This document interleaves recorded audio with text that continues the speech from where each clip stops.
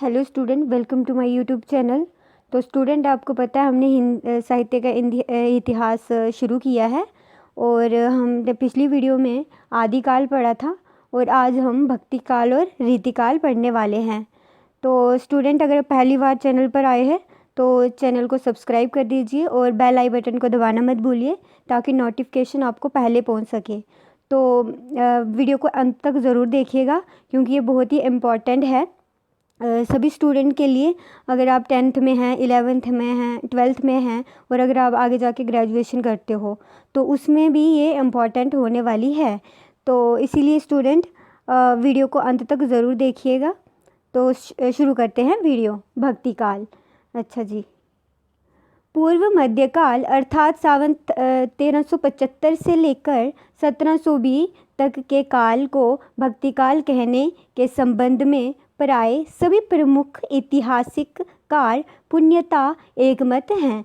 तो स्टूडेंट, जो भक्ति काल है इसमें जितने भी साहित्यकार हैं वो इस बात को मानते हैं कि इसको मतलब हम पुण्यता मतलब एक मत है, इनको कोई इसमें विरोध नहीं किया इस बात को। जैसे आदिकाल को विरोध किया था साहित्यकारों ने, मगर इसमें कोई भी विरोध नहीं किया है।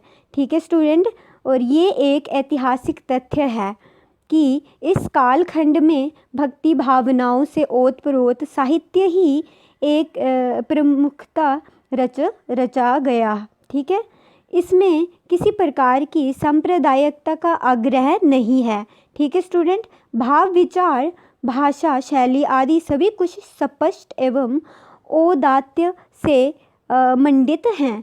इस दृष्टि से अन्य कोई नाम उपयुक्त एवं समीचीन हो ही नहीं सकता। तो ये जो नाम, इसका नामकरण है ये बहुत ही अच्छा है। ये कहने की कोशिश कर रहे हैं कि मतलब इसमें कोई विरोध किसी ने नहीं किया। जो भक्ति काल है इसको ज़्यादातर भक्ति काल ही कहते हैं स्टूडेंट।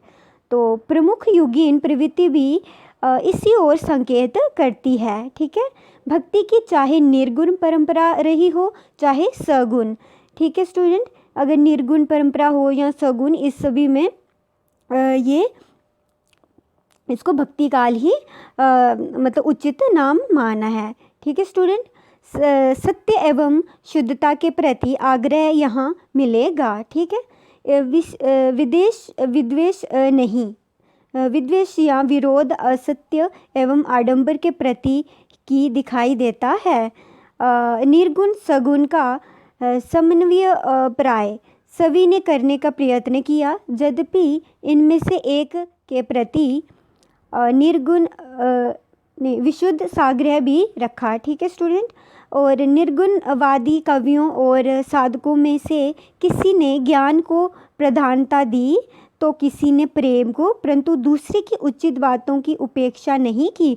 तो मतलब किसी ने भी उसको उपेक्षा नहीं की, मतलब सभी ने इसको हामी भरी। ठीक है स्टूडेंट, इस प्रकार सगुणवादियों ने भी मतलब मधुर और मर्यादा को प्रमुखता देकर कृष्ण और राम को अपना आराध्य बनाया, पर विरोध यहाँ भी नहीं किया। ठीक है, तो किसी ने भी इस वही मैंने बताया आपको कि भक्ति काल में किसी ने भी विरोध नहीं किया कि इसका नाम ये नहीं होना चाहिए या मतलब कुछ अलग रखना चाहिए। तो किसी ने भी, इसमें सभी की सहमति थी। तो इसमें भक्ति काल में जो है इम्पोर्टेंट ये है कि इसमें राम और कृष्ण की भक्ति हुई है। ठीक है स्टूडेंट, ये ज़रूर याद रखिएगा। निर्गुण और सगुण इसी में मतलब इसके बारे में ही भक्ति काल में ही आता है, तो ये भी स्टूडेंट याद रखिएगा। और उसके बाद क्या है,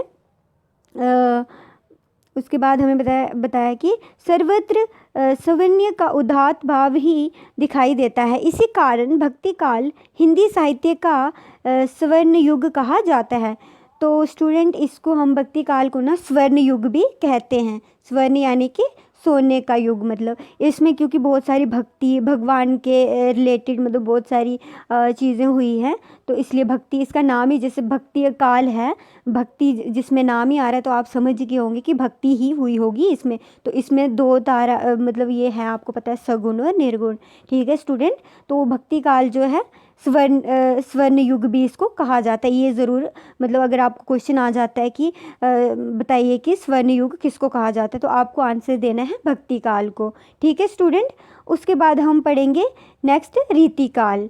और रीतिकाल में हम देखते हैं कि क्या क्या है। ठीक है, उत्तर मध्यकाल अर्थात संवत 1700 से लेके 1920 तक के समय को आचार्य रामचंद्र शुक्ल ने रीतिकाल नाम दिया है। तो इसको भी आचार्य रामचंद्र शुक्ल ने ही नाम दिया है रीतिकाल। ठीक है स्टूडेंट, और इसका समय जो है 1700 से लेके 1900 तक का माना जाता है। इस काल में काव्य रचने की एक विशेष परिपाटी या रीति का प्रचलन हुआ था। शुक्ल जी के पूर्व मिश्र बंधुओं का ध्यान भी रीति शब्द की ओर गया था, पर इन्होंने इसे उत्तर मध्यकाल कहा था। ठीक है स्टूडेंट, रीतिकाल नहीं, संस्कृत साहित्य में रीति नाम से एक विशेष काव्य शास्त्रीय संप्रदाय भी चला, पर यहाँ उसमें कोई संबंध नहीं है। जहाँ तो इसका अर्थ काव्य रचने की विशेष परिपाटी से है। कवियों ने काव्यशास्त्र के लक्षण रचकर इन्हें स्पष्ट करने के लिए स्वरचित उदाहरण प्रस्तुत किए हैं। तो काव्य रचने की यह परिपाटी ही रीति कहलाई। ठीक है स्टूडेंट, अतः ये नाम पुण्यता युक्ति संगत है। प्राय इतिहासकार इसी नाम का प्रयोग करते हैं। तो सभी जो है इसमें भी कोई ज़्यादा विरोध नहीं किया, रीतिकाल को भी ज़्यादातर रीतिकाल ही कहते हैं। ठीक है, और रीतिकाल भी इसको कहते हैं और उत्तर मध्यकाल भी कहते हैं। ठीक है स्टूडेंट, क्योंकि पूर्व मध्यकाल और उत्तर मध्यकाल की प्रमुख प्रवृत्तियों में भक्ति और रीति नाम से विभाजित रेखा एकदम स्पष्ट है। एक दृष्टि से उत्तर मध्यकाल नाम यदि कुछ लोग अस्वीकारना चाहें तो आपत्ति नहीं होनी चाहिए। रस की दृष्टि से इस काल में श्रृंगार की प्रधानता रही। तो स्टूडेंट, इस काल में जो है श्रृंगार, जो कि सुंदरता है ना, तो उसके बारे में ज़्यादातर साहित्यकारों ने दिया है, इसको रीतिकाल कहा है। ठीक है स्टूडेंट, अतः आचार्य विश्वनाथ प्रसाद मिश्र जैसे कुछ विद्वानों ने इसे श्रृंगार काल भी कहा है। तो जो कुछ साहित्यकार जो है ना, उन्होंने इसको श्रृंगार काल भी कहा है, क्योंकि श्रृंगार आपको पता है सुंदरता, जैसे ये इसको श्रृंगार काल इसीलिए कहा है। आचार्य शुक्ल भी इसमें कोई विरोध प्रकट नहीं करते। तो जो शुक्ल जी हैं उन्होंने भी कोई विरोध इसमें नहीं किया।